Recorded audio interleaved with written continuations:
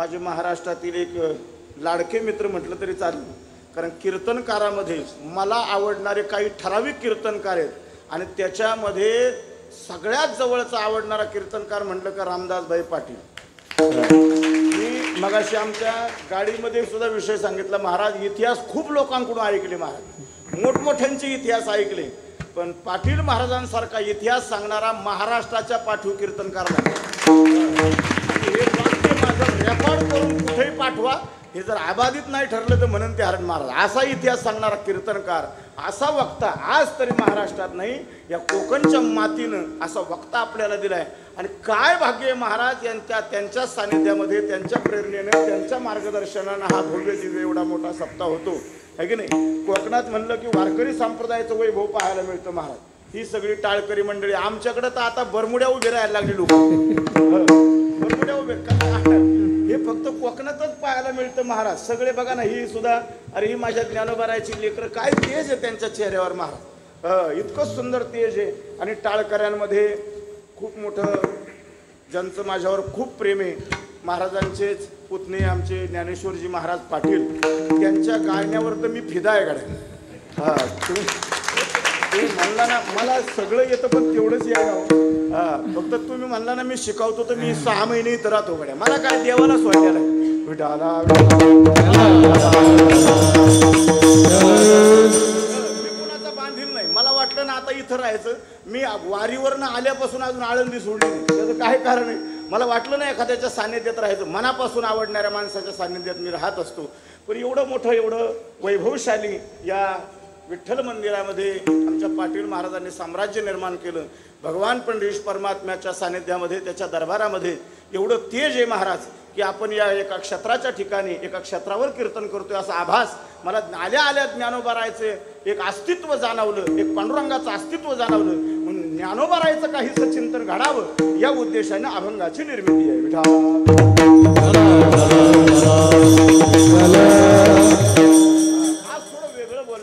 वेगळं बोलणार आहे, वेगळं म्हणजे थोडंसं वेगळं जाण्याचा, ट्रॅकने जाण्याचा प्रयत्न करतो. वारकरी संप्रदाय हा कोणाच्या बापाचा संप्रदाय नाही, आहे की नाही. काय आहे नाही, हा कोण्या एकट्याच्या दावणीला बांधलेला संप्रदाय नाही. आणि इथं वैयक्तिक शहाणपणा कोणाचा चालत नाही. मग तिथं कुंभार महाराज असू द्या, पाटील महाराज असू द्या, नाही तर तिकडं जगातला कुठलाही कीर्तनकार असू द्या, इथं वारकऱ्यांसमोर कुणाचा शहाणपणा चालत नाही. आणि एखाद्याला वाटत असेल मी लय शहाणा आहे वारकरी संप्रदायात, तर त्यांनी बाळा आवाज कमी ठेवलाच तरी चालेल, मंदिरात कार्यक्रम असल्यामुळे थोडंसं जपून ठेवा.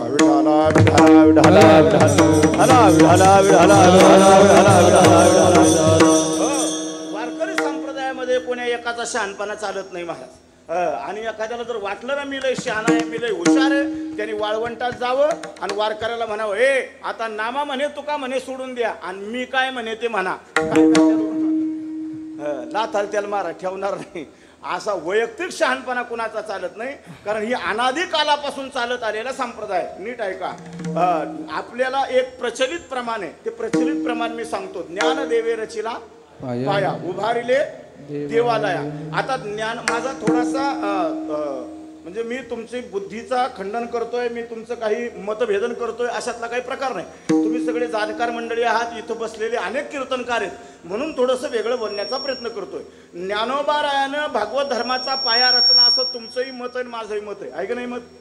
तुमचं काय मत आहे खाली बसणाऱ्यांनी? ज्ञानदेवे रचिला. तुम्हाला कंटाळा आला का? बोर झाले का तुम्ही? नाही? हां, मग ऐका, मला प्रत्युत्तर देत चला, बोलत चला. कीर्तन म्हणजे संवाद आहे, आणि संवाद जर झाला ना तर कीर्तन करायला मजा येते. नीट ऐका, ज्ञानदेवे रचिला पाया असं तुमचं प्रमाणे, आपले प्रचलित प्रमाणे वारकरी संप्रदायाचा दंडकच आहे. नवे नवे वारकरी संप्रदाय त्याच प्रमाणाच्या आधारावर चालतो. ज्ञानदेवे रचिला पाया, बरोबर आहे, बरोबर आहे. पण मला असं म्हणायचंय, इकडे बघा पाटील महाराज, असं म्हणायचंय मला, ज्ञानदेवानं भागवत धर्माचा पाया रचला असं जर तुमचं मत असेल तर ज्ञानोबारायच्या आधी कथा होत्या का नव्हत्या? होत्या. ज्ञानोबारायच्या आधी कीर्तन होती का? होती. ज्ञानोबारायच्या आधी पकवास होता का? होता. ज्ञानोबारायच्या आधी विणा होता का? होता. ज्ञानोबारायच्या आधी टाळ होता का? होता. ज्ञानोबारायच्या आधी गायक होते का? होते. ज्ञानोबारायच्या आधी हे जर सगळं होतं तर ज्ञानदेवे रचिला पाया प्रमाण बसवायचं कसं? ऐक, सोपं करून बोलतो. ज्ञानदेवे रचिला पाया या प्रमाणाशी मीही सहमत आहे, म्हणजे असं कुणी अर्थ लावू नका की तुम्ही त्याच्यावर काय उलट बोलताय का, अजिबात नाही. ज्ञानोबारायांनी भागवत धर्माचा पाया रचला, मान्य आहे मला. पण ज्ञानोबारायच्या आधी कथा होत्या, ज्ञानोबारायच्या आधी कीर्तन होती, ज्ञानोबारायच्या आधी पकवाज होता, ज्ञानोबारायच्या आधी गायक होते, ज्ञानोबारायच्या आधी विणा होता. कारण जगातला सगळ्यात पहिला पकवाजवादक कोण? इंद्र. क्या बात आहे, सुंदर. आणि आपल्या भावकीचं नाव माहीत असावं. भावकीचं नाव माहित नसलं तर सातबाऱ्याला लागत नाही. एक इंद्र नाही, एक इंद्र नाही, दोन इंद्र. मी भाग्यवान आहे, माझ्या कीर्तनात दोन इंद्र आहेत महाराज वाजतात. इंद्र वाद्य मृदंगम नाही. भागवताची सुरुवात बघा कशी, इंद्रो वाद्य मृदंगम अशी सुरुवात आहे भागवताची. फार सुंदर बोलतात महाराज. इंद्र नाही, इंद्रो वाद्य मृदंगम. दोन दोन इंद्र व्यासांच्या कीर्तनात पकवाज वाजवायची महाराज. पहिला पकवाज वादक जगाच्या पाठीवर इंद्र. जगातला पहिला विनेकरी शाहरुख खान.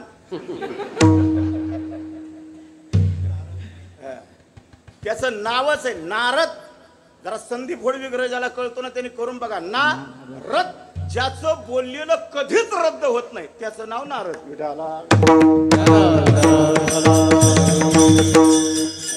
जगातला पहिला पकवाजा इंद्र, जगातला पहिला विनेकरी नारद, जगातली पहिली गायकांची जोडी ज्यांनी व्यासांच्या कीर्तनामध्ये चाल म्हणावी त्यातला पुढं चाल म्हणणाऱ्या पहिल्या गायकाचं नाव नाही. वा, चला मी सांगतो, हरकत नाही, काळजी करू नका. पुढं चाल म्हणणाऱ्या पहिल्या गायकाचं नाव आहे प्रल्हाद. काय नाव आहे? प्रल्हाद. आणि त्यांच्या पाठीमागून चाल म्हणणाऱ्याचं नाव आहे कृतार्जुन. काय नाव आहे? कृतार्जुन. नीट ऐका बरं का. आणि पुढं चाल म्हणणाऱ्यापेक्षा माग चाल म्हणणाऱ्याला अवघड जातं. तुमचं काय मत? नाही म्हणजे मला त्यातलं येत नाही, पण उगा म्हणायलो आपला.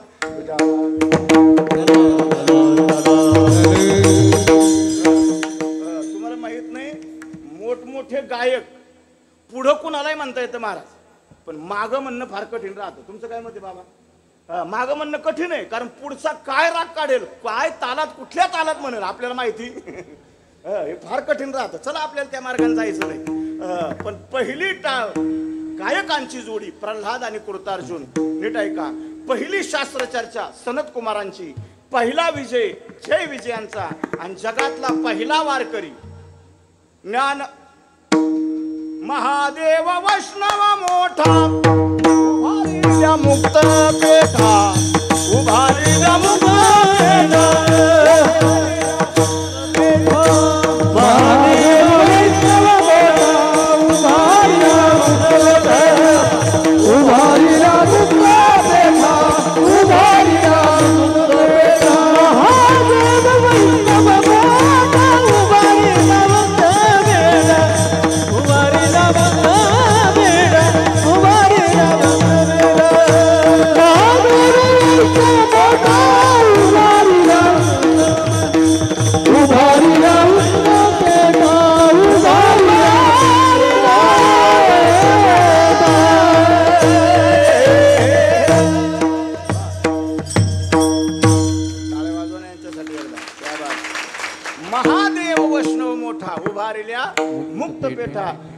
जगातला पहिला वारकरी जर कोण असेल ना महाराज, त्या वारकऱ्याचं नाव आहे भगवान महादेव, भगवान शंकर. जगातली पहिली वारीची परंपरा.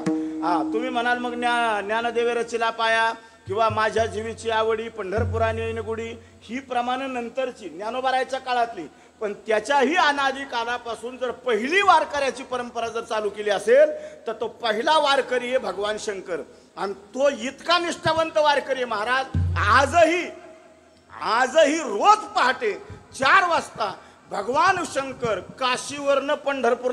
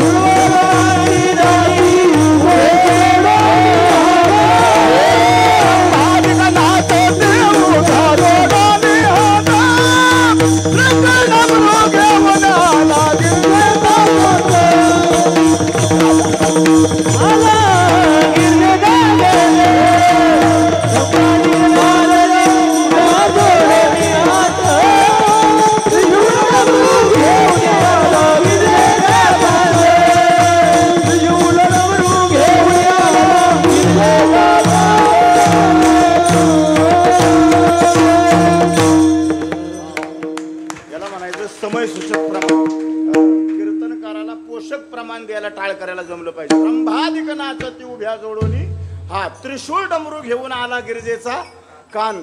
आणि जगाच्या पाठीवर नवखंड पृथ्वी शेषाच्या डोक्यावर आहे. बरोबर आहे? तुम्हाला ऐका येतं ना माझं सगळं? मागं ऐका येते का? नवखंड पृथ्वी शेषाच्या डोक्यावर आहे. पण या पृथ्वी तलावरचे 2 पृथ्वीचे भाग, भूमीचे भाग हे शेषाच्या डोक्यावर नाही. पहिला आहे पंढरपूर आणि दुसरे आहे काशी. काशी ही त्रिशूळावर आहे आणि पंढरपूर हे सुदर्शनावर आहे. कशावर आहे? सुदर्शनावर आहे. नीट ऐका.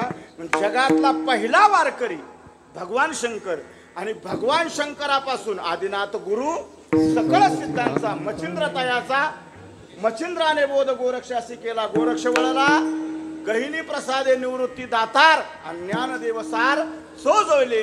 इथपर्यंत एक शिष्य एक गुरु, एक शिष्य एक गुरु परंपरा ज्ञानोबारायापर्यंत आली. विठाला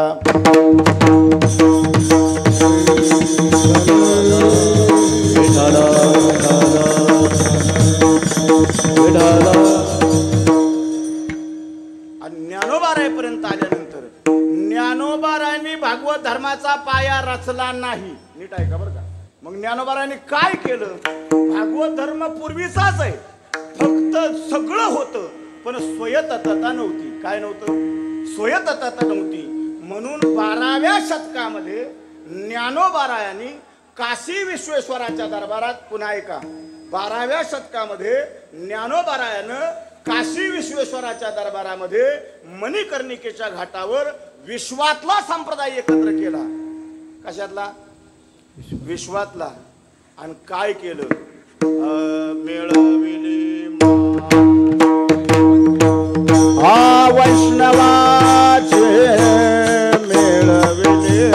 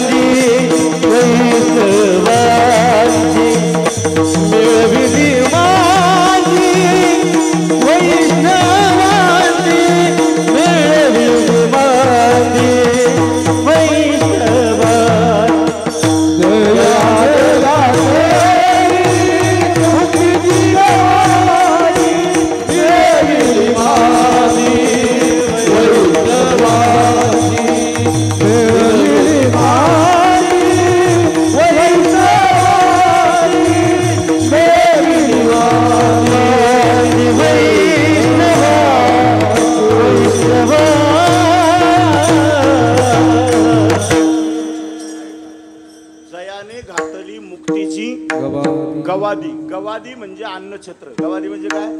अन्नछत्र. तुमच्या भाषेत त्याला पंगत म्हणा. काय म्हणा? पंगत. ज्ञानोबारायांनी अन्नदान केलं, पंगत केलं, अन्नछत्र घातलं. पण कशाचं? जयाने घातली मुक्तीची गवादी. मुक्तीचं अन्नछत्र घातलं महाराज. म्हणून ज्ञानोबारायापर्यंत भागवत धर्म आला, पण ज्ञानोबारायापाशी स्वयंतता निघून गेली. म्हणून लोपले ज्ञान जगी हित नेनती कोणी, अवतार पांडुरंग नाव ठेविले ज्ञानी. विठाला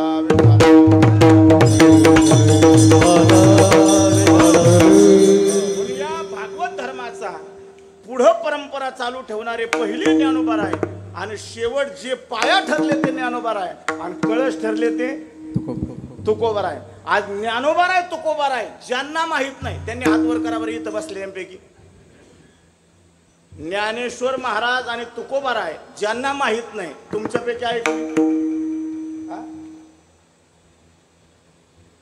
महाराष्ट्राचं नाही, देशाचं नाही, जगात ज्ञानोबाराय तुकोबाराय माहिती आहेत महाराज. जगात आज अमेरिकेत ज्ञानोबारायच्या ज्ञानेश्वरीवर PhD करणारे विद्यार्थी सापडतात. कुठं?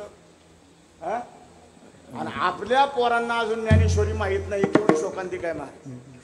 आज सुद्धा गावातल्या काहींना ज्ञानेश्वरी कशी दिसती अजून माहिती नाही. कारण बाप कीर्तनाला आणि पोरग डब्याला जाळ झालाय. तुम्हाला नाही कळलं ते? तुमच्याकडे डबा नाही? डबा नाही? राहू द्या.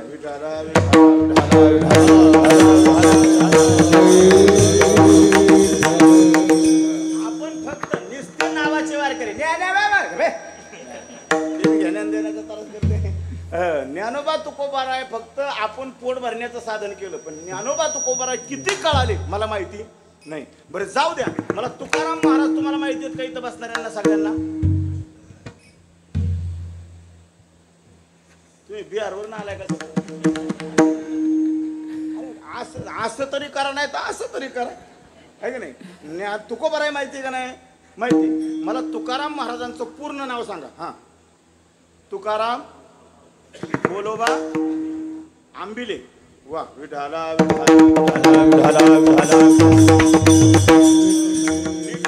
आंबिले हे टोपण नाव आहे. काय नाव आहे?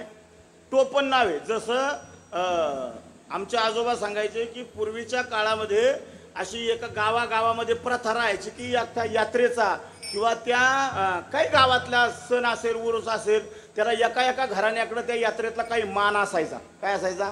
मान असायचा. तसं पूर्वी म्हणे त्या जावली खोऱ्यामध्ये आंबील वाटण्याची प्रथा होती. काय? यात्रेला गावामध्ये आंबील वाटण्याची प्रथा होती आणि ती आंबील वाटण्याचा मान तुकोबारायच्या घराण्याला असल्यामुळे त्यांना आंबिले म्हणायचे. काय म्हणायचे? आंबिले. पण मूळ आडनाव त्यांचं आंबिले नाही. आडनाव काय? मूळ मोरे. मोरे सुद्धा नाही. विठाला विठाला विठाला विठाला विठाला विठाला. काय झाले माऊली महाराज, मराठ्याने इतकं मराठीचं वाटोळ कोणीच केलं नाही. तुमचं काय म्हणते? तुम्हाला मराठी येते? मराठी येते का? येते तुम्हाला? तुम्हाला मराठी येते का? येते? लय अवघड आहे मराठी दादा हो. आपली पोरं इंग्रजीला पास होत्या 10वीला आणि मराठीला नापास होत्या. जरा पेपर चेक करून बघा. हे कशामुळं? आणि साहित्यिक भाषा एवढी अवघड आहे. माझा एक मित्र आहे महाराज, बरं का, विरकर साहेब, त्याला साहित्यिक बोलायची सवय. त्याला म्हणलं का रे काल कीर्तनाला का आला नाही? ते म्हणे महाराज मी काल तुमच्या कीर्तनाला माझ्या दुचाकी यानावरनं येत असताना माझ्या दुचाकी यानाचा जो वर्तुळाकार भाग आहे त्याला महीवरील पाषाणाने सछिद्र केल्यामुळे त्याच्यातील हवा नावाचा पदार्थ महदाकाशात विलीन झाला. करता मी कीर्तनाला येऊ शकलो. अरे मी म्हणलं बॉम्बल्या पंक्चर म्हण ना. पंक्चर म्हणल्यावर एवढं कळत असेल तर एवढा कुठाना करायची काय गरज आहे का? तशी ही मराठी भाषा आहे आणि मराठी भाषा ज्ञानोबारायची भाषा चांगल्या चांगल्यांना कळत नाही. मग आमचे आजोबा नेहमी एक वाक्य सांगायचे बघा, कळतंय का तुम्हाला? कळालं तर कीर्तन झाल्यावर मला फक्त तुम्ही दोघं सोडून मला अर्थ सांगा सगळ्यांनी. अलिकुल वहनाचे वहनानीत होते. वाक्य नीट ऐका, वाटल्यास रेकॉर्ड करून घ्या. अलिकुल वहनाचे वहनानीत होते, शशीधर वहनाने ताडिले मार्ग पंथे, नदीपती रिपुजाचा तात भंगोनी गेला, रविसुत मही संगे फार दुःखित झाला. कीर्तन संपल्यावर सांगा, नाही तर पुढल्या वर्षी सांगा, माझं काही म्हणणं नाही.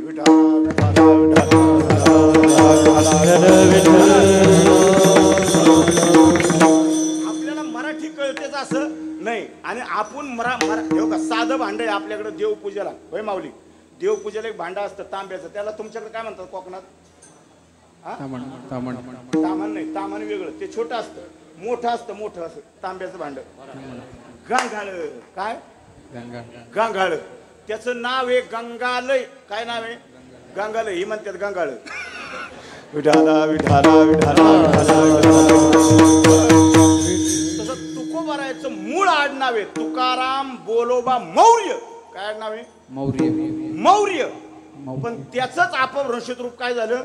मोरे. पण मूळ आडनाव मोरे नाही, मूळ आडनाव आहे तुकाराम बोलोबा मौर्य. जाऊ द्या तुकोबाराय. ज्ञानोबाराय तरी माहिती आहेत का नाही? मग ज्ञानेश्वर महाराजांचं पूर्ण नाव सांगा. ज्ञानेश्वर विठ्ठलपंत विठाला विठाला विठाला विठाला. सांगतो काय, फक्त बुक्याचा नाश आहे. अरे ज्ञानेश्वर महाराजांचं कुलकर्णी हे आडनाव नाही, कुलकर्णी हे पद आहे. ज्ञानेश्वर विठ्ठलपंत कुलकर्णी. पूर्वी हा ज्ञानोबारायांचे जसे तुकोबारायाच्या 8 पिढ्या परमार्थात गेल्या. आता नीट ऐका बरं का. जशा तुकोबारायाच्या 8 पिढ्या परमार्थात गेल्या तशा ज्ञानोबारायाच्या 7 पिढ्या परमार्थात गेल्या. किती? 7. 7व्या पिढीमध्ये ज्ञानोबाराय. जसं तुकोबाराय विश्वंभर बाबापासून 8व्या पिढीमध्ये जन्माला आले तसे ज्ञानोबाराय सुद्धा 7व्या पिढीमध्ये जन्माला आले. विठाला विठाला विठाला. कुलकर्णी हे आडनाव नाही, कुलकर्णी हे पद आहे. पूर्वी यादवांच्या कुळामध्ये यांचे जे पूर्वज होते त्या 7वे पूर्वज, त्या 7व्या पूर्वजाचं नाव आहे हरिहरपंत जावळे. काय नाव आहे? ज्ञानोबारायांचं मूळ आडनाव काय आहे? जावळे. कुलकर्णी नाही. आणि त्यांचे जे 7वे पूर्वज होते त्या 7व्या पूर्वजाचं नाव आहे हरिहर पंत जावळे. काय? हरिहर पंत जावळे.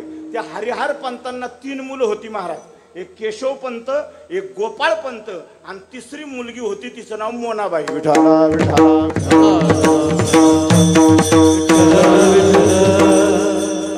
मोनाबाई देवगिरीला दिली. तिचं लग्न झालं. तिचा इतिहास पुढे कोणी सांगितला नाही. पण या केशव पंत आणि गोपाळ पंतापैकी लहानपणी मुंज झाल्यावर गोपाळ पंत वारले 5व्याच वर्षी वयाच्या. कितव्या? 5व्या वर्षी. आणि पुढं केशव पंतांचा पंत चालू झाला. त्या केशव पंतांना पुढं गोविंद पंत झाले. त्यांच्यानंतर त्र्यंबक पंत झाले. आणि या त्र्यंबक पंतापासून ज्ञानोबारायचा इतिहास नामदेव महाराजांच्या गाथ्यात आपल्याला सापडतो.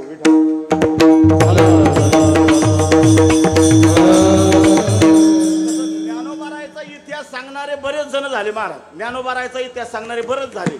पण ज्ञानोबारायचा इतिहास निळोबारायने सांगितला. निळोबारायच्या गाथ्यात सुद्धा ज्ञानोबारायचा इतिहास आहे. तुको आपला नामदेव महाराजांच्या गाथ्यात सुद्धा तुको निळोबाराय ज्ञानोबारायांचा इतिहास आहे. आणि संत महिपती महाराज म्हणून होऊन गेले. त्या महिपती महाराजांनी सुद्धा ज्ञानोबारायचा इतिहास मांडला. पण ज्ञानोबारा आपलं महिपती महाराज आणि निळोबाराय हे समकालीन नाही. मग ज्ञानोबारायांचे समकालीन हे नामदेव महाराज होते. कोण होते? नामदेव महाराज. तुम्ही बोर झाले का असलं ऐकायला? बोर झाले असलं सांगा. माझ्याकडे लय आयडिया. विठाला विठाला विठाला विठाला विठाला तुम्ही वारकरी लोक दिसतात, सुज्ञ लोक आहात म्हणून असला विषय मांडतो. टिकलम टिकल्या माझ्या खिशात पाहिजे एवढे आहेत. मी नामदेव आप्पाच्या तालमीतला पाठ्य आहे. तुम्हाला 2 उलट पालट करू शकतो हसून. पण मला हसून तुम्हाला फसवून जायचं नाही. विठाला विठाला विठाला. हो नीट आहे का? ह्या दोघांकडाचा इतिहास आहे. महिपती महाराजांनी सुद्धा तुकोबाराय आणि ज्ञानोबाराय फार सुंदर मांडले महाराज. कधीतरी महिपती महाराजांची ही 2 चरित्र वाचा. महिपती महाराजांनी की इतकं तुकोबाराय ज्ञानोबाराय मांडणारा दुसरा संत नाही. निळोबारायने सुद्धा गाथ्यामध्ये खूप ज्ञानोबारायचं चरित्र मांडले. पण त्या काळचे समकालीन संत म्हणजे आता मला सांगा, मी जर रामदास महाराजांना पाहिले तर मी हुबेहूब त्यांचं वर्णन करू शकतो का नाही? करू शकतो. पण मी जर त्यांच्या आजोबा पंजोबांना पाहिलंच नाही तर त्यांचं वर्णन करू शकतो का? नाही. मग ज्यांनी पाहिलंय ज्ञानोबारायांना असे नामदेव महाराज. कारण ते समकालीन आहेत. अनेक प्रमाणावरनं अनेक दृष्टांतावरनं ते सिद्ध होतं. मला तिकडे जायचं नाही.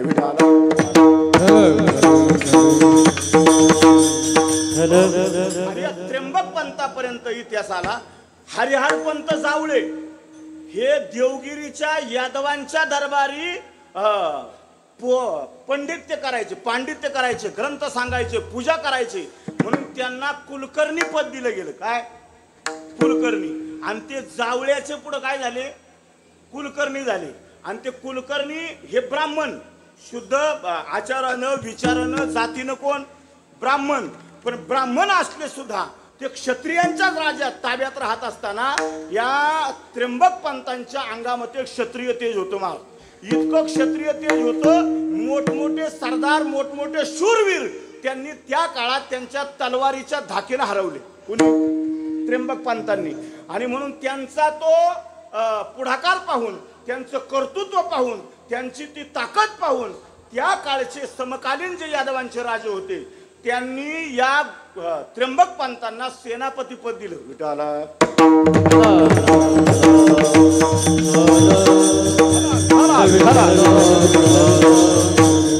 आणि सेनापती पद दिल्यानंतर पुढं त्या त्र्यंबक पंतांना 2 मुलं झाली. नीट ऐका.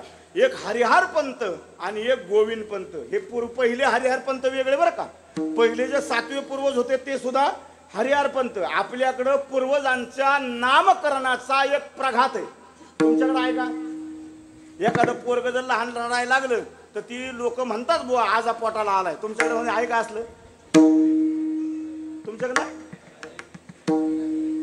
लोक बी अशी चित्र आहेत पाटील महाराज. आमच्याकडे माणूस मेला ना की ते घराबाहेर प्रेत जायच्या आत ओटीवर अशी एक पिठाची रांगोळी काढतात, त्याच्यावर दिवा लावतात आणि त्याच्यावर झाकण ठेवतात. हे आहे का तुमच्याकडे? आहे? का करायचं ते? सांगा सांगा काय करायचं? कांच्या जन्माला गेले ते कळते आहे ना. परवा आमच्याकडे एक मेलं, म्हणलं पिंट्या कशाचं पाय उठलं, म्हणलं आमच्या अण्णाच्या कुत्र्याचं उठलं. त्याच्यावर जर कळत असतं हे मंत्री संत्री हेलिकॉप्टर घेऊन आले गेले असते ना आज्या पाज्यांना. जाऊ दे मोरद्या, तो विषय नाही माझा. मला सांगायचं पूर्वजांचं नाव ठेवण्याचा एक प्रघात आपल्या हिंदू धर्मामध्ये आहे. म्हणून हरिहर पंत हे त्र्यंबक पंतांची दोन मुलं, हरिहर पंत जावळे आणि गोविंद पंत, आणि ही दोन्ही मुलं बापासारखी क्षत्रिय होती आणि म्हणून ती दोन्ही मुलं सैन्यामध्ये भरती झाली. बाप सेनापती आणि हे दोन सरदार. नीट ऐका. म्हणून त्या काळामध्ये बीड परगण्यामध्ये, नीट ऐका बरं, हा इतिहास आपल्या बापाला आजच्या कीर्तनकाराला तरी माहित नाही. विठाला विठाला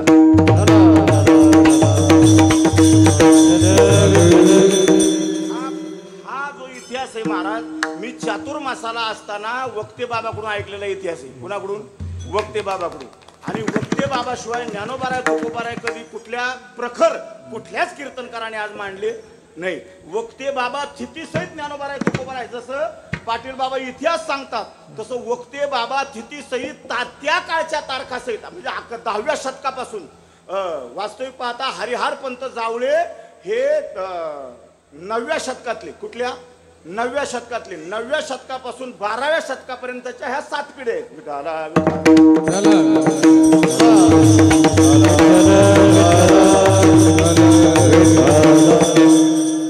हे तिघ बापल्या म्हणजे गोविंद पंत, हरिहर पंत आणि त्यांचे वडील त्र्यंबक पंत, बरोबर ना. त्या त्र्यंबक पंत हे क्षत्रिय झाले. त्यांनी कुलकर्णी पद आपलं बाजूला ठेवलं आणि बाप सेनापती असल्यामुळे ही दोन्ही मुलं सैन्यामध्ये भरती झाली. आणि सैन्यामध्ये भरती झाल्याच्या नंतर त्या काळी बीड परगण्यामध्ये एक बालाघाट नावाचं क्षेत्र आहे. आजही तुम्ही इतिहासात पाहू शकता. त्या बालाघाटचं खूप मोठं वर्णन आहे. आणि त्या बालाघाटावर त्या काळी मराठवाड्यात करंज नावाचे देशमुख होते. त्या करंज नावाच्या देशमुखांनी बंड केलं आणि त्या बालाघाटावर आक्रमण केलं. ऐका. आणि त्या बालाघाटावर आक्रमण ज्या करंज नावाच्या देशमुखाने केलं ते बंड तोडून काढण्याचं फरमान यादवांनी यांच्या नावे, तिघा बापल्यांच्या नावे काढले. गोविंद पंत, हरिहर पंत आणि त्र्यंबक पंत. आणि हे पत्र आज सुद्धा तुम्हाला भांडारकराच्या ग्रंथामध्ये भांडारकरांनी प्रसिद्ध केले. जे यादवांनी त्र्यंबक पंतांना लिहिलं बीड परगण्यावर स्वारी करण्यासाठी, हे पत्र भांडारकराच्या 3ऱ्या प्रतीमध्ये सापडतं.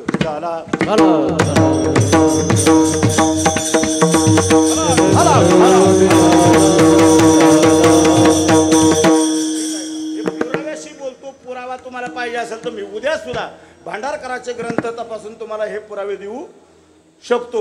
आणि मग ते तिघा बापलेकांनी आपापलं सैन्य घेऊन त्या करंज नावाच्या देशमुखावर आक्रमण केलं. विजयाची माळ गाळ्यात पडली. शॉर्टकट सांगतो, आता वेळ संपलाय. किती वाजल्यात? अजून अभंगाकडे जायचंय मला लांब. 8 वाजले ना?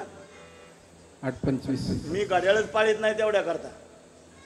आमच्याकडे 2 तासाची कीर्तन नसतात. आमच्याकडे प्रथा आहे कीर्तनकारांनी काकडा करूनच जायचं.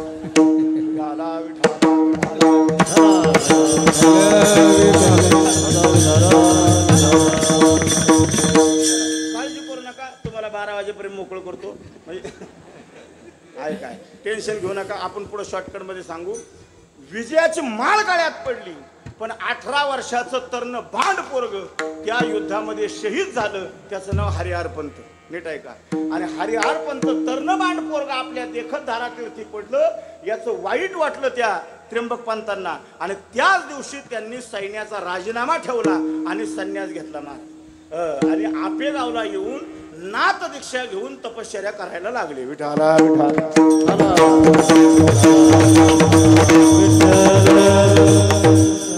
तिथून पुढचा गोविंद पंतांचा इतिहास तुम्हाला माहिती आहे. गोविंद पंतांना वयाच्या 45 वर्षापर्यंत मूल संतान झालं नाही. किती वयापर्यंत? तुम्ही जागे का झोपली? कितव्या वयापर्यंत? वयाच्या 45 वर्षापर्यंत गोविंद पंतांना संतान झाली नाही. गहिनीनाथांचा साक्षात्कार झाला. त्यांनी प्रसाद दिला आणि म्हणून त्या प्रसादानं 12 वर्ष त्यांनी गायत्री मंत्राचं पुरोच्चारण केलं. कशाचं? गायत्री मंत्राचं. आणि गायत्री मंत्राचं पुरस्करण केल्यावर गहिनीनाथ महाराज त्या बारकोने आले आणि त्यांच्या पत्नीला प्रसाद दिला आणि सांगितलं बस हा पांडुरंगाचा प्रसाद आहे, हा सेवन केला की तुला मुलगा होईल. मी विस्तृतपणे सांगत नाही, शॉर्टकट मध्ये सांगतो तुम्हाला तेवढ्या करता. नीट ऐका. त्या प्रसादानं मुलगा झाला, पण त्यांचं मत असायचं गोविंद पंताच्या पत्नीचं हा पांडुरंगाचा प्रसाद आहे आणि यांचं मत असायचं गोविंद पंतांचं की हा गायत्री मंत्राचा प्रसाद आहे. म्हणून त्यांनी नाव त्याचं ठेवलं, नीट ऐका, गायत्री सूत. काय नाव ठेवलं? गायत्री सूत. आणि हे गहिनीनाथांना कळालं आणि गहिनीनाथांनी परत येऊन त्यांची कान उघडणी करून सांगितलं अरे बाबा हा गायत्री मंत्राचा प्रसाद नाही, हा माझ्या पांडुरंगाचा प्रसाद आहे. म्हणून त्या मुलाचं नाव विठ्ठलपंत ठेवलं.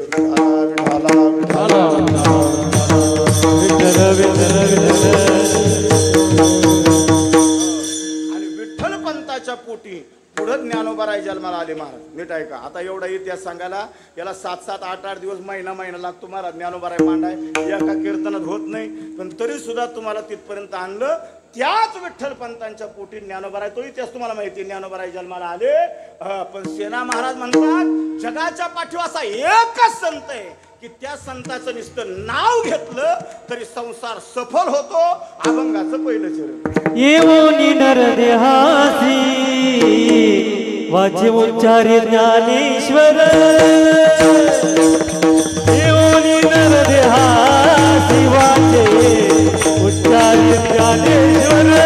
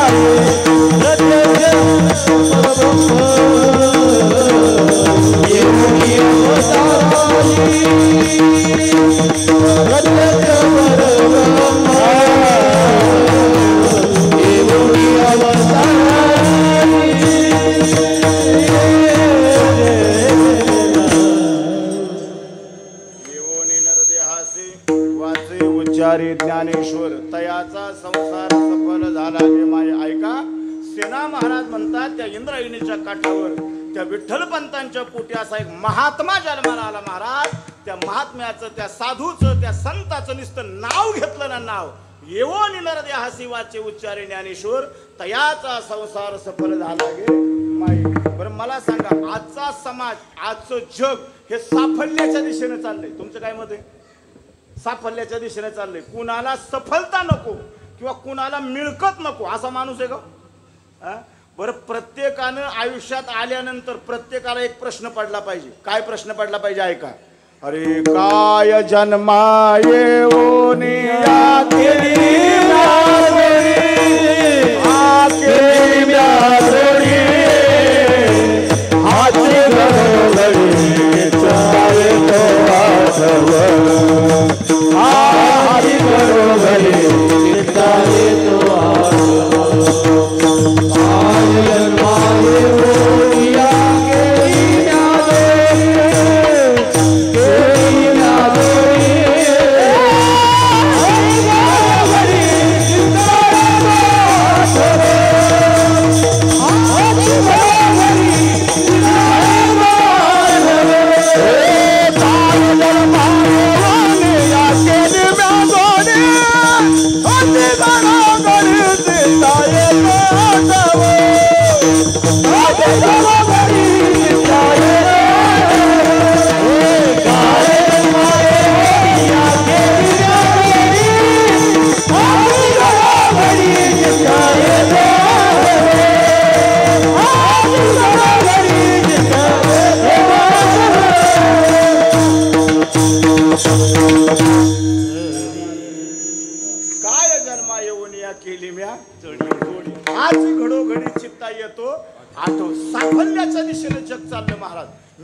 मिळकतीच्या दिशेने जग चाललंय. जगात कुणाला मिळकत नको असा जगात कुणी नाही. बरं तुम्ही एवढे टाळकरी इथं उभे राहिले कशासाठी? बरं जाऊ द्या तुमचं, मी एवढ्या लांबून आलोय काय यासाठी? आता तुम्ही असणार विठाला. अरे मिळकत कुणाला नको कुणाला माहिती. ज्ञानोबारायने याच्यासाठी 2 ओव्या खर्च केल्या महाराज. ज्ञानोबाराय म्हणतात साफल्याच्या दिशेनं जग चाललंय. नीट आहे का? ज्ञानोबारायने एक पहिला दृष्टांत दिला. आपल्या घराच्या जवळ तुळशीचं झाड जवळ का ऊसाचा मळा जवळ, द्राक्षाचा मळा जवळ? घरात आपल्या घरापासून आपल्याला तुळशीचं झाड जवळ का द्राक्षाचा मळा जवळ? तुळशीचं झाड. पण जास्त प्रेम तुळशीच्या झाडावर का द्राक्षाच्या मळ्यावर? आमचे वडील म्हणायचे द्राक्षाचा मळा आणि किस्सा वाजा खुळखुळा. हे गाथ्यातलं नाही, माझ्या माथ्यातलं आहे का? द्राक्षावर जास्त प्रेम आहे का? कारण द्राक्षापासून काय मिळकत आहे. तुळशीच्या झाडापासून तुम्हाला माहिती आहे तुळशीच्या झाडाची काय लाकडं करून घर बांधता येत नाही. तुळशीच्या झाडाच्या पानाची काय भाजी करता येत नाही. तुळशीच्या झाडाखाली बसून काय शंकर सोसायटीचा कार्यक्रम करता येत नाही. तुळशीच्या झाडाखाली काय म्हशी बांधता येत नाही. तुळशीच्या झाडापासून आपल्याला साफल्य नाही, आपल्याला फायदा नाही. आणि द्राक्षापासून मात्र फायदा आहे. बरं तुम्ही म्हणाल द्राक्ष महाराज आमच्याकडे नाही, आम्हाला नाही कळला हा दृष्टांत. आता दुसरा सांगतो, घरातला सांगतो. आपल्याला आपले आई वडील जवळ का सासू सासरे जवळ? प्रामाणिकपणे सांगा, तुम्हाला पप्याची आईची शपथ. तुम्हाला तुमचे आई वडील जवळ का सासू सासरे? आई वडील. तुमचं गिनीज बुकात नाव लिहावं लागते कडे. अरे आई बापाला विचारत नाही, सासूला ते जनावर कायम जावयाकडून पडून असतं. इकडचं नाही, आमच्या तिकडचं. सासूला ते मम्मी म्हणते. काय म्हणते? जाऊ दे आता मी तिकडे. ज्ञानोबाराय म्हणतात तुळशीच्या झाडा, पहिला दृष्टांत, तुळशीच्या झाडा दुरोणीनं घाली शिंतोडा त्या द्राक्षाची या बुडा दुधाची घाली. अरे तुळशीच्या झाडाला लांबून सुद्धा शिंतोड आणत नाही, ते द्राक्षाच्या बुडाला पाणी घालतं, दूध घालतं. आणि तो दृष्टांत ज्ञानोबारायने परत फिरवला. आणि ज्ञानोबाराय म्हणतात आई वडील आपल्या घरात आहे, माय बाप केवळ का सकळ तीर्थाची धुरे जे का माता तया के सेवेसी किर शरीरे लोन किजे. ज्ञानोबाराय म्हणतात आपल्याला आई वडील जवळ आहे, पण तरी सुद्धा जास्त प्रेम कुणावर आहे? हा तुमचं लगीन झालं का? आता हे काय सांगायची गोष्ट आहे का? पण तरी सुद्धा ऐका, माझं काही म्हणणं नाही, मी काही चर्चा नाही करत त्याच्यावर. पण जास्त प्रेम सासूवर का जास्त प्रेम आईवर? प्रामाणिकपणे सांगायचं कीर्तनात. अरे तुमचं काय आमचं बी तसंच आहे. आमदार खासदार कीर्तनकार पण चुली पुढे गपगार काही चालत नाही त्याचे. ते बाहेर वाघ असतो वाघ, पण घरी गेलं की एकाचं आडनाव वाघमारे होतं, आपलं वाघ होतं वाघ. ते कुणालाच घाबरायचं नाही, पण सासरवाडीच्याकडनं घाबरायचं. एक म्हणलं का रे तू गावात सगळ्याला दमदाटी करतो, सासरवाडीच्याकडनं का घाबरतो? तो म्हणला माझं नाव आहे वाघ आडनाव, त्यामुळे मी कुणाला घाबरत नाही. मग सासरवाडीला का घाबरतो? म्हणला त्यांचं आडनाव आहे वाघमारे.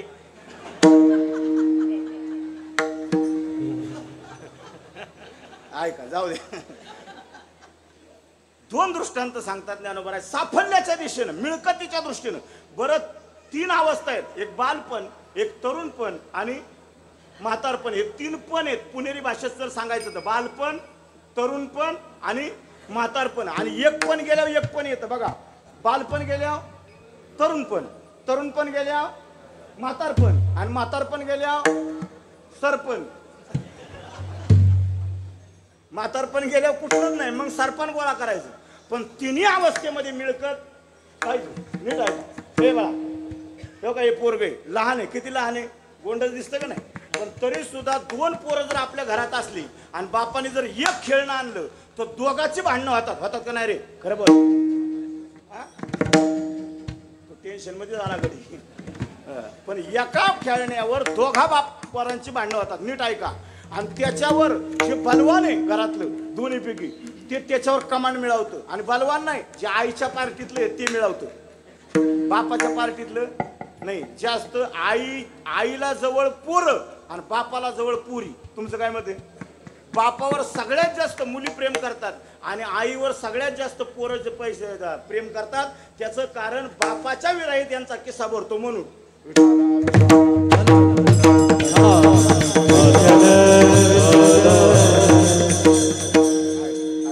सोपं करून बोलतो. त्या लहानपणाच्या मुलांना सुद्धा एका खेळण्यापायी सुद्धा रात्रभर भांडण नाही, नुसतं भांडण नाही, त्याच्यावर कमान मिळाल्यावर ते रात्री झोपताना सुद्धा पुढ्यात घेऊन झोपतं. तुम्ही पहा लहान पोर, त्याला लहानपणीची मिळकत म्हणायचं, बालपणीची मिळकत, तरुणपणीची मिळकत. आजच्या तरुण मिळकतीसाठी काय करल सांगता येत नाही. आणि आज तरी आजच्या स्थितीला महाराष्ट्रातला इतका तरुण बिघडत चालला महाराज. आज तुम्ही या आठवड्यात जेवढं पाहता ना, टीव्ही पाहता का नाही, हा पाहता का नाही? अरे यांना, या पुढाऱ्यांना, राजकारण्यांना तुमचं काही घेणं नाही, त्यांना फक्त मतं पाहिजे, मतं. तुम्ही मेला तरी त्यांना घेणं देणं काय म्हणणे. मी घाबरत नाही कुणाच्या बापाला, तुम्ही काळजी करू नका. मी कीर्तन करत तेवढ्यासाठी झालोय. घाबरून कीर्तन करायची ज्या दिवशी पाळी यांना त्याशी फेटा काढून करी टीव्ही.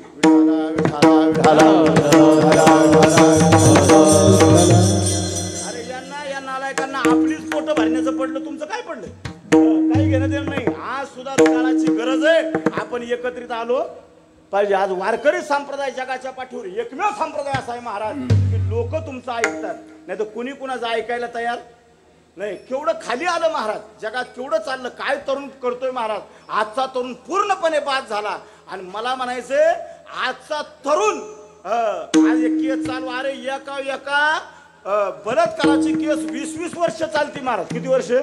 20-20 वर्ष. त्यामुळे हे बोकाळलंय मला. आज तुम्ही आजही जागा व्हा आणि आज सुद्धा असा कायदा आला पाहिजे, बलात्कार झाल्या ठिकाणीच फारा गावला की जागेवर एन्काउंटर करा. काय जर बलात्कार महाराष्ट्रातले ना देशातले बंद झाले तर पट्ट्याला इसरा. फक्त एक 8-10 उडवा, बाकीचं मग मला इसरा तुम्ही. आणि तुम्हालाही सांगतो, राजकारण तिकडे बाकीचं चुलीत गेलं, पोलीस यंत्रणा राहते, सगळे बाजूला राहू द्या. असला जर नराधम भागात जरी असला ना, टिचून मारा माझ्याकडे या. कोण येतो तुम्हाला आडवाय बघतो. विठाला विठाला विठाला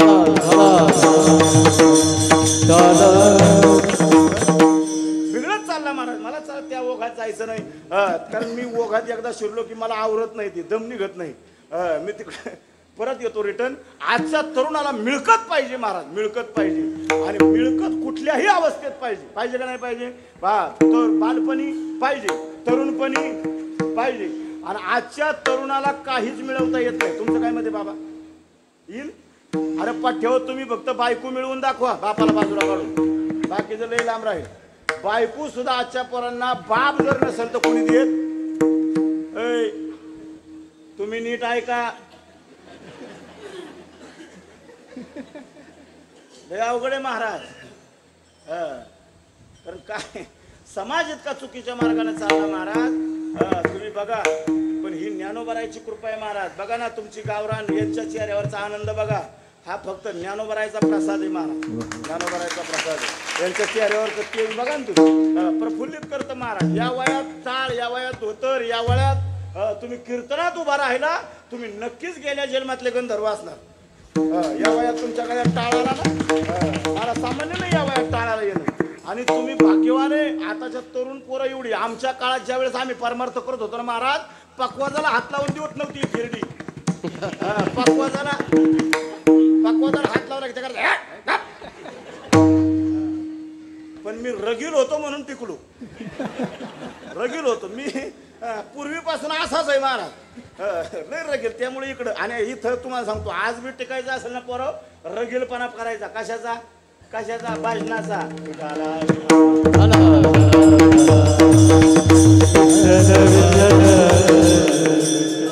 कुठल्या अवस्थेत? म्हातारपणी. बरं तुम्हाला असं म्हणायचं का म्हातारपणी काय नको? बाबा तुमचं वय किती अंदाजे? 80. या वयात आम्ही घालीन लोटांगण. या वयात कीर्तनात 80 झोक नाही महाराज. 80 वयामध्ये एवढ्या तरबेजतेने कीर्तन ऐकतात महाराज. आणि सगळे इंद्रिय तप चालू आहेत त्यांचे. केवढं मोठं पुण्य आहे तुमचं 80व्या वर्षी. पण आता जर समजा मी तुम्हाला 10 लाख रुपये दिले, समजा 10 लाख असते तर एवढ्याला बोलून काय राहिला असतो. समजा कळतं का तुम्हाला? आमचे आप्पा एक विनोदानं दृष्टांत सांगायचे, ऐका. ती म्हणायची एक जावई सासरवाडीला गेला आणि ती सासू मायासारखी चेंगट होती, तुमच्यासारखी म्हणत नाही, मायासारखी म्हणते. ती इतकी चेंगट होती, इतकी चेंगट. ती जावई गेल्यावर, हा जावई हा सासूचा आवडता प्राणी. तुमचं काय मध्ये नाही कळलं? ते सासू अशी चेंगट होती, तिने केल्या बाजरीच्या भाकरी. काय केल्या? बाजरीच्या. जावई बापू ह्या आपल्या पुऱ्या समजा. जावई बापू म्हणला असू द्या, सासूची गरीबी आहे, चालायचं. त्याच्यानंतर केला ठेचा. तुमच्याकडे काय म्हणतात त्याला? खरडा, ठेचाच म्हणतात. ठेचा केला. ती म्हणे जावई बापू ही आपली कोशिंबीर समजा. जावई बापू म्हणला असू द्या, आता गरीब आहे सासू. नंतर केलं पिठलं. त्याला तुमच्याकडे काय म्हणतात? पिठलंच म्हणतात. काही ठिकाणी पिठलं म्हणतात, काही ठिकाणी बेसन म्हणतात, काही ठिकाणी आळाण म्हणतात. आमच्याकडे त्याला पांड्या म्हणतात. ते बेसन केलं. म्हणली जावई बापू हे आपलं श्रीखंड समजा. जावयाला जे राग आला, माग सरून माग सरून अशी कान फाळात लगून दिली सासूच्या. म्हणला मामी ही मामांनी मारली समजा. विठाला विठाला विठाला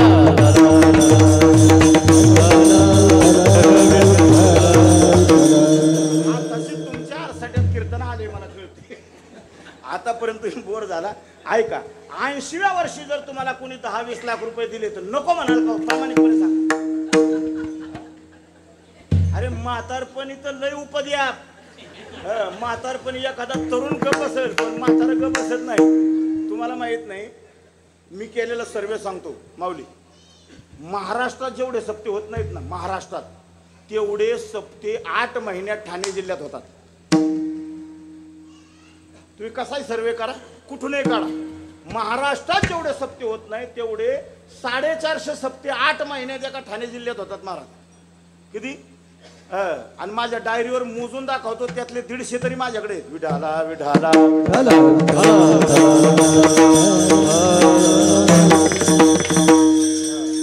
आमच्या गावचं एक 80-82 वर्षाचं म्हातारं, 2 वर्षांनी वाढवतो तुमच्यापेक्षा. 82 वर्षाचं म्हातारं ते रोज मला म्हणायचं, महाराज तुम्ही रोज मुंबईला जाता, मला एकदा न्या. म्हणलं बाबा आता ह्या वयात तुम्हाला मुंबईला नेऊन करायचं काय? म्हणला मला जीवाची मुंबई करायची. काय करायची जीवाची? मी नेहमी टाळायचो त्याला. पण एक दिवस ते गाडीतच येऊन बसलं सकाळी. आला ना नाहीला झाला त्याला मुंबईला नेलं. आता ते मोठमोठे बंदर, मोठमोठे यार्ड, मोठमोठे रस्ते, मोठमोठ्या बिल्डिंग पाहून ते चक्रावलं माथा. आणि 2 दिवस कीर्तन असल्यामुळे आमचा मुक्काम झाला. दुसऱ्या दिवशी पहिला कांदवलीला कीर्तन होतं, रातचं दुसऱ्या दिवशी बोरवलीला माझा एक मित्र राहत होता. त्यानं बोलवलं सकाळी नाश्त्याला. आम्ही सकाळी 7 वाजता त्याच्या घरी गेलो. त्याच्या बिल्डिंग खाली गेल्यावर ती 40 मजल्याची बिल्डिंग आणि ते 32व्या मजल्यावर राहत होतो. किती वेळा मी म्हणलं बाबा मी काय एवढ्या वर येत नाही, तुला गरज असली तर आम्हाला नाही याला खाली पुढं शोधत बसतात. त्याचं मेळ लागत नाही आपल्याला. आपण धोत्रावाला गडी काय कळते आपल्याला? बऱ्याच लोकांचा संबंध आहे, धोत्रावाल्याला काय कळत नाही. अरे येड्या हो, या धोत्राने 27 देश फिरलाय पट्ट्या. विठाला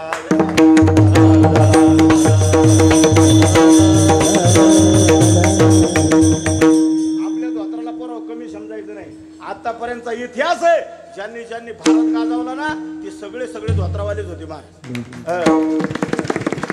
इतिहास पाहून चला. चला पुढे. ते गेलो आम्ही त्या बिल्डिंगच्या खाली गेलो. आता 40 मजल्याची बिल्डिंग आणि एवढ्या मोठमोठ्या बिल्डिंग मध्ये जायला ती लिफ्टची व्यवस्था राहते, है की नाही? त्या लिफ्टच्या कडेला एक बाकडं होतं, तिथं आम्ही बसलो. सकाळचे 7 वाजले होते. मी आपल्या हरिपाठाच्या वळी मनातल्या मनात चाललेला, आपला काकडा चाललेला आणि ते म्हातारं भांबावल्यासारखं इकडे तिकडे पाहायचं. आता ते सकाळची वेळ असल्यामुळं त्या बिल्डिंग मधल्या ज्या वयस्कर महिला होत्या त्या मॉर्निंग वॉकला गेलेल्या परत यायच्या, लिफ्टमध्ये बसायच्या वर जायच्या आणि बिल्डिंग मधल्या तरण्या पुऱ्या खाली लिफ्ट मधून यायच्या आणि आपापल्या कामाला जायच्या. ती बिरबीर म्हातारे त्या लिफ्टकडेच पाहायचं. त्याला असं वाटलं मुंबईत असली मशीन आहे, म्हातारी आत घातली की तरणीच बाहेर निघते.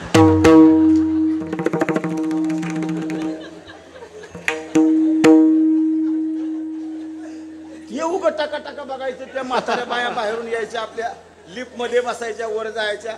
वरच्या बिल्डिंग मधल्या तरण्या पुरी यायच्या, खाली उतरायच्या आणि आपापल्या ऑफिसला निघून जायच्या. ह्याला असं वाटलं मुंबईत असली मशीन आहे, म्हातारी आत घातली की तरणी बाहेर. ते मला म्हणे बाबा महाराज ते बघा. म्हणलं काय? अहो मुंबईत असली मशीन आहे, म्हातारी आत घातली की तरणी बाहेर निघते. मला काय कळाना, मेळ लागा ना त्याचा. ते म्हणला महाराज तुम्हाला अक्कल नाही. कोणाला? मला तुम्हाला अक्कल नाही म्हणे. म्हणलं काय झालं? तुम्ही मुंबईत यायच्या आधी सांगावं लागत होतं की मुंबईत असली मशीन आहे. म्हणलं काय केलं असतं? काय राव मी म्हातारी नसती आणली का? विठाला विठाला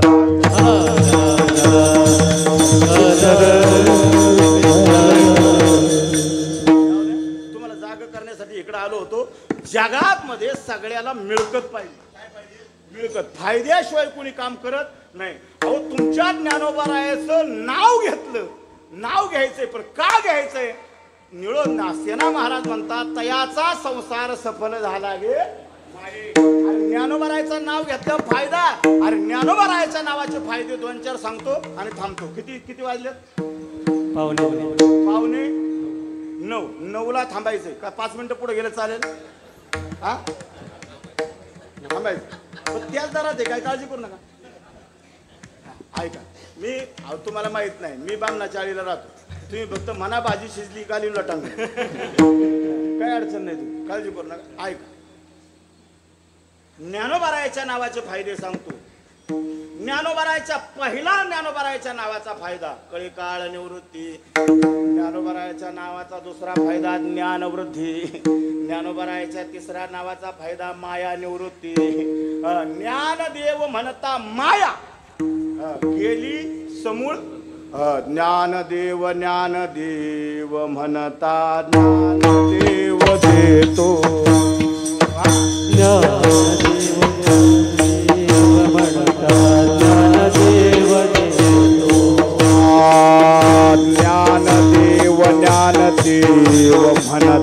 ज्ञानदेव देतो.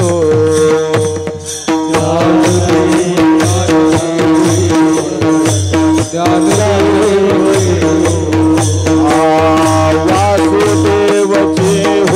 होतो अखंड वदनी वदेतो. वासुदेवची होतो अखंड वदनी वदेतो. वासुदेवची होतो अखंड वदनी वदेतो. वासुदेवची होतो अखंड वदनी वदेतो. ज्ञानदेव म्हणता ज्ञानदेव देतो. ज्ञानदेव म्हणता ज्ञानदेव देतो.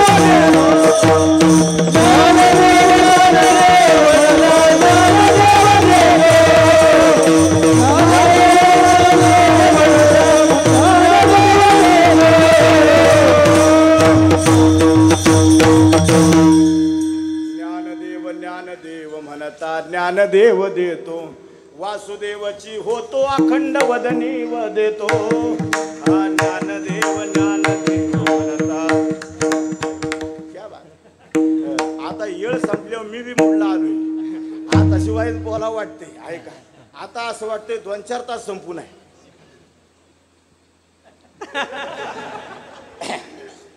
ऐका ज्ञानोबारायाच्या नावाचा फायदा आहे ज्ञानवृद्धी.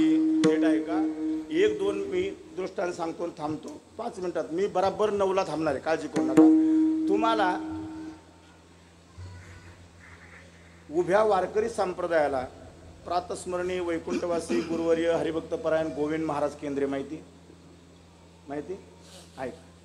गोविंद महाराज केंद्रे कोणाला माहीत नाही असा महाराष्ट्रात तरी वारकरी सापडायचा नाही दादा. ऐका पण ज्या काळी गोविंद बाबा आळंदीत आले त्या काळची आळंदी आणि आजची आळंदी वेगळी.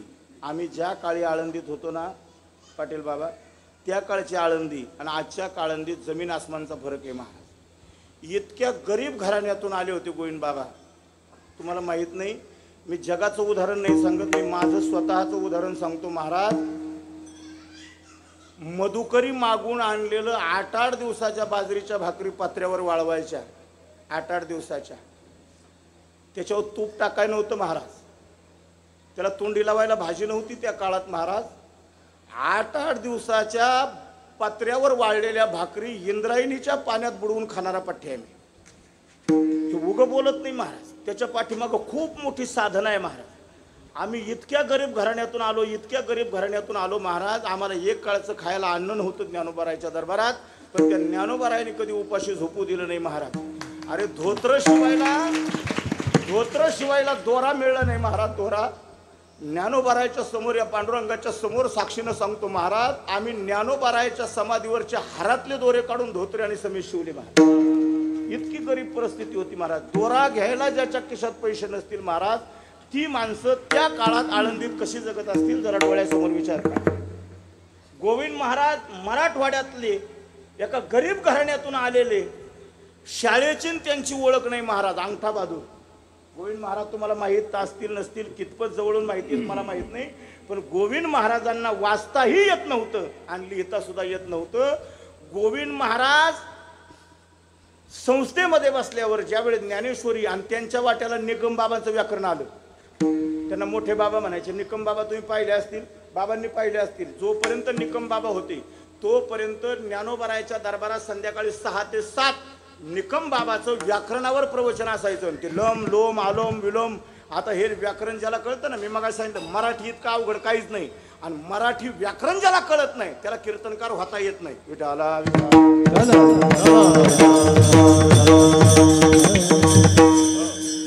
ढसा ढसा ज्ञानेश्वरी पुढ्यात घेऊन गोविंद बाबा रडायचे महाराज. डोळ्यातून अश्रूच्या धारा व्हायच्या. ज्ञानोबारायच्या समाधीला संध्याकाळी कडकडून मिठी मारायचे आणि गोविंद बाबा म्हणायचे, ज्ञानोबाराय काय माझ्या पूर्वजन्मीचं पाप असेल मला माहीत नाही, माझ्या पुढ्यात गाथा आहे पण मला वाचता येत नाही, माझ्या पुढ्यात ज्ञानेश्वरी पण मला वाचता येत नाही. आणि ती आक्रोश गोविंद बाबाचा एक दिवस आमच्या वैद्य बाबाने पाहिला आणि वैद्य बाबाने गोविंद महाराजांना जवळ बोलावलं. गोविंद, ही त्यांच्या मुखातली भाषा आहे महाराज, वैद्य बाबांच्या, माझ्या मुखातली नाही. मी तेवढा मोठा नाही त्यांना गोविंद म्हणण्याचे इतका, पण वैद्य बाबा म्हणायचे, गोविंद इकडे रडू नको बाळा, तुला ज्ञानेश्वरी वाचता येत नाही ना, नको वाचू, काळजी करू नको. तुला गाथा वाचता येत नाही ना बाळा, वाचू नको. एक काम कर, उद्या ज्ञानेश्वरी घे आणि अजान वृक्षाच्या झाडाखाली जाऊन बस आणि वाचू नको बाळा, प्रत्येक अक्षरागणित. फक्त एकच काम कर. काय कर? श्री ज्ञानदेव श्री तुकाराम, श्री ज्ञानदेव श्री तुकाराम, श्री ज्ञानदेव श्री तुकाराम, श्री ज्ञानदेव श्री तुकाराम, श्री ज्ञानदेव श्री तुकाराम, श्री ज्ञानदेव श्री तुकाराम, श्री ज्ञानदेव श्री ज्ञानदेव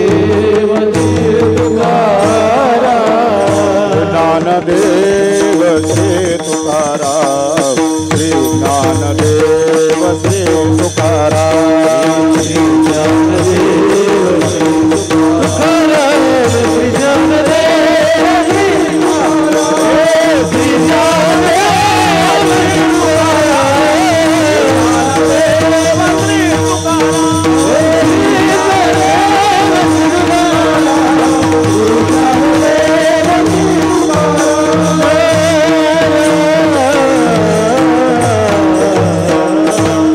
श्री ज्ञानदेव श्री तुकाराम, श्री ज्ञानदेव श्री तुकाराम. महाराज संताचे पायी हा माझा विश्वास, सर्व भावे दास झालो त्यांचा. या न्यायानं वैद्य बाबाच्या शब्दावर विश्वास ठेवून गोविंद महाराजांनी प्रत्येक अक्षरागणे श्री ज्ञानदेव श्री ज्ञानदेव श्री ज्ञानदेव श्री ज्ञानदेव अख्खी ज्ञानेश्वरी डोळ्याखाली घातली. आणि ज्या गोविंद महाराजांना अक्षराची ओळख नव्हती त्या गोविंद महाराजांना वारकरी संप्रदायामध्ये कलशास्थानी निहून ज्ञानोबारायांनी ठेवलं. एवढंच नाही, अरे जे ज्ञानेश्वरीकडे पाहून बाबा रडत होते ती ज्ञानेश्वरी मुखगत झाली. हा माझ्या ज्ञानोबारायाच्या नावाचा प्रसाद. येऊनी नरदे हासे वाचे उच्चारे ज्ञानेश्वर, तयाचा संसार सफल झाला गे माई. का झाला सफल? कारण ते प्रत्यक्ष परब्रह्म येऊन अवतारासी तारिले जगासी नाम मात्रे विठोबा रखुमाई. विठोबा रखुमाई, विठोबा रखुमाई, विठोबा रखुमाई.